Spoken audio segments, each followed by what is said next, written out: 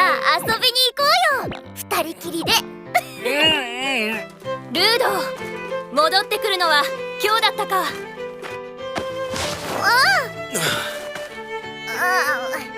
二人とも久しぶりだな。 Strongest Tank episode number 2, and my friends, you guys can see behind me here, I'm actually on vacation right now. Got a little bit of snow, changing the scenery here.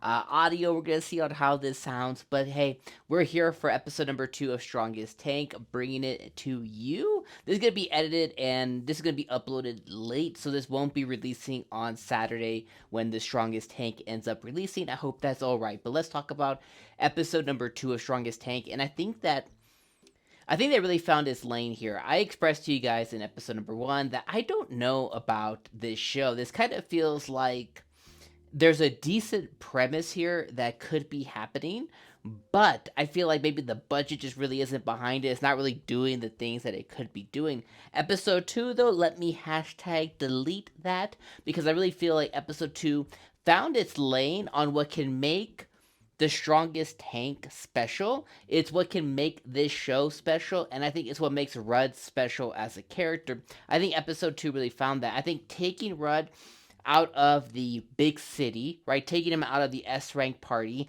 taking him out of that lane, and putting him into small town, reaffirming, that he's kind of like doing all this for his sister Menencia, or whatever her name is, and really showing us, his roots and where he came from. I think this really did the show a big service, because we got to see his little sister, we got to see him, both in when they were smaller children. We got to see, they grew up in the slums. They grew up in a really hard time. They grew up in a really difficult path. At one point, Rudd was going to get pulled away from his sister because he was going to go get trained, and he was going to go get raised by this other family. And his sister was going to be left alone because she was seemingly, too sick, too much of a risk, not worth putting that investment in. And we don't really know what happened yet. Maybe we'll find out next episode.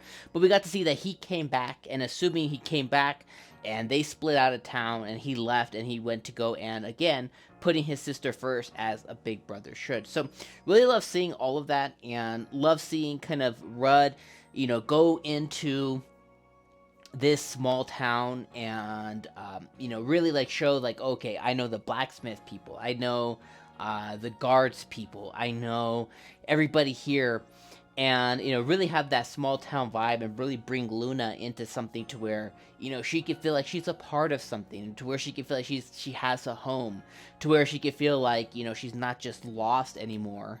And I think that's such a really cool thing to be able to see.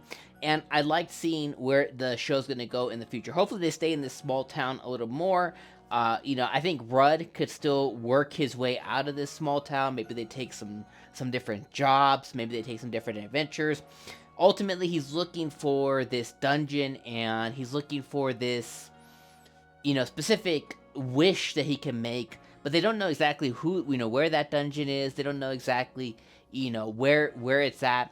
So there's a chance that he could still do, make this town his home base, and he can end up still working out of here. So putting a button on it. I love what episode 2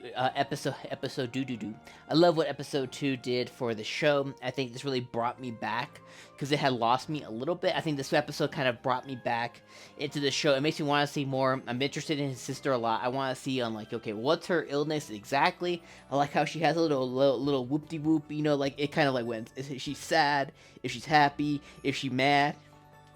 I like that her hair kind of is based on her illness, that it kind of shows her different emotions and stuff. I want to find out more about his sister.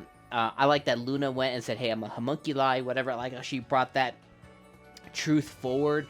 I want to see kind of how she continues to assimilate herself in this town. And then what's their next step? What's that next thing for Rudd here, right? At the end of the episode, we had sister kind of worrying a little bit, saying oh, well, I don't want to be the one that's holding my brother back, so she's giving off those what if I was dead kind of vibes, kind of putting her brother first. And I want to see what ends up happening with that plot line. And then where does Rudd go from here? He came back here, he had to kind of come back, recenter himself, find his skills that he could use again. Where does he go from here? Does he form a new party? Does he begin going back to the capital again, because that's where most of the jobs are? Like, what's that next thing? Regardless, to put a button on it a minute and 30 seconds ago, is I'm interested to see more of what this strongest tank anime has to offer, and I'm glad that episode 2 did. Alright, my friends, let me know what you guys thought in the comments down below. Appreciate you guys being here. I'm going to continue to be out there in the snow, so that's going to be a whole cold event, but I appreciate you guys being here. I'll see you on the next video. Peace.